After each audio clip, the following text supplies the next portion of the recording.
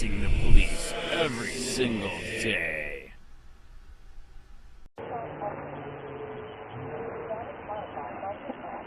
Precinct 2 unit 0, female victim identified reset of hand in with a stab to the hand.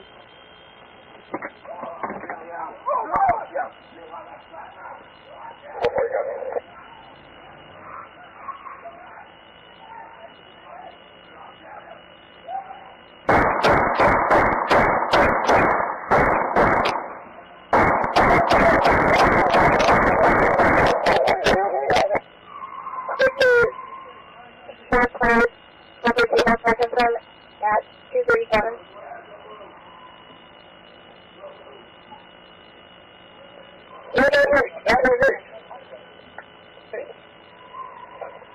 Copy 964.998. Copy W. Cop hailed as hero until video showed him shoot man 13 times in the back, stomp his head. A cop was given the department's highest honor for the brutal slaying of a mentally ill man, but the video shows his actions were far from heroic. By Matt Agarist, January 25, 2019.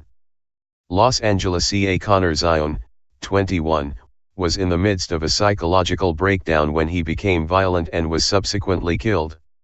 However, the manner in which he was killed has led to a federal court ruling that the police officer who killed him can now be sued for using excessive deadly force.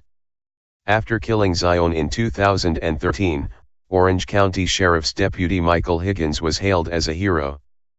But a federal jury just found this week that his actions were to the contrary of what heroes do. Now, the taxpayers of Orange County will be shelling out hundreds of thousands of dollars to Zion's mother, to pay for this alleged hero.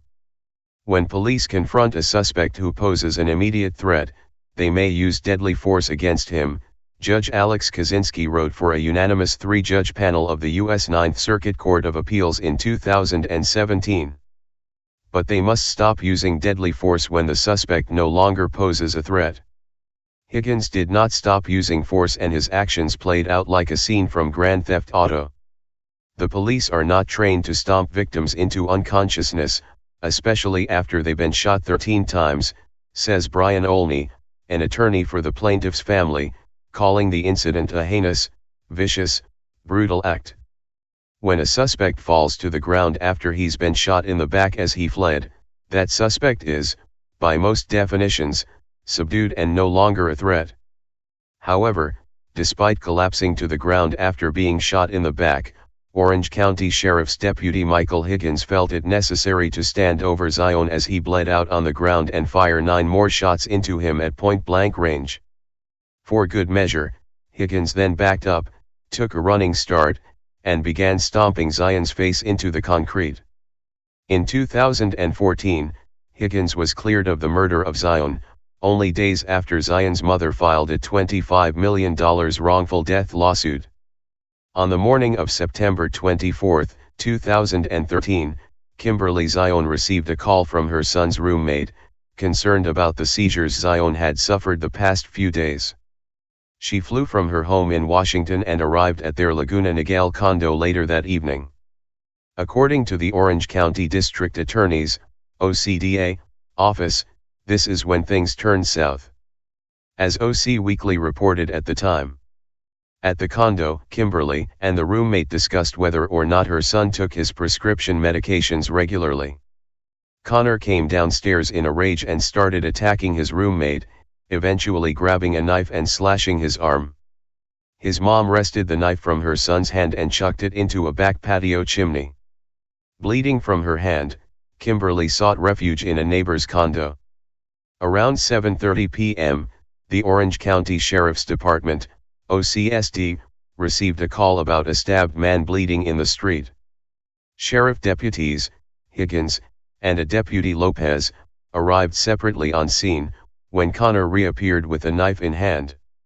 How he rearmed himself isn't clarified in the report. As Zion reappeared with the knife, a chase ensued at which point Lopez lost his footing and fell to the ground. According to police, Zion then stuck him with the knife in his arm. At this point, Higgins pulls up and claims to have begun firing as Zion was still on top of Lopez. However, according to the non-cop witnesses, the situation unfolded differently.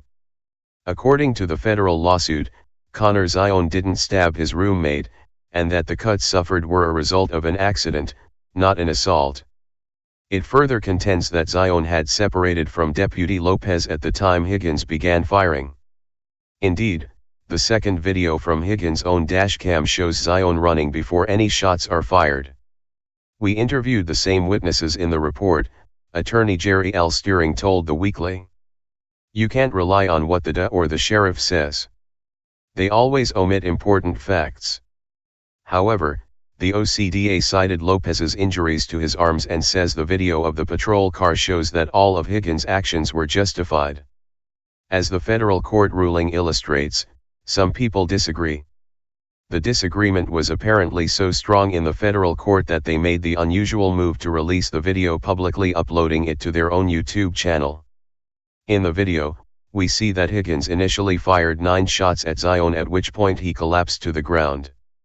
Instead of moving in to handcuff the troubled college student and allow him to be tried for his crimes in a court of law, Higgins moved in as the judge, jury, and executioner. Zion appeared to have been wounded and was not making threatening gestures after being fired upon at relatively close range and falling to the ground, the court said. While Higgins couldn't be sure that Zion wasn't bluffing or only temporarily subdued, Zion was lying on the ground and so was not in a position where he could easily harm anyone or flee, Kaczynski wrote. Regardless of Zion lying on the ground, Higgins proceeded to finish him off by emptying his magazine into Zion and then stomping on his head. If a suspect is on the ground and appears wounded, a reasonable officer would reassess the situation rather than continue shooting, the court said, according to the LA Times. The Constitution's Due Process Clause protects against such brutal conduct as head stomping, the court said, noting the strikes to Zion's head appeared to be vicious blows. Like forced stomach pumping, head stomping a suspect curled up in the fetal position is bound to offend even hardened sensibilities, Kaczynski wrote, according to the Times. Now, Kimberly Zion will see semblance of justice for the brutal fate suffered by her son. As for Higgins, who was cleared in 2014 for the killing, he was given the department's highest honor, the Medal of Valor for Zion's death. To add a point of reference, and illustrate what would have happened to Higgins if he weren't a police officer, we can look at the case of Jerome J. Ersland, who shot and killed a masked robber in his pharmacy. He was given life in prison. 2 female co-workers at Reliable Discount Pharmacy told jurors Ersland was a hero who saved their lives on May 19, 2009, as News OK reported at the time. But prosecutors called him an executioner who shot a wounded, unarmed robber 5 more times after the robber fell to the floor unconscious and was no longer a threat. Just like Zion, Ersland's victim was incapacitated and no longer a threat when he opened fire on him a second time. One is rewarded while the other is punished. This is the difference a badge can make.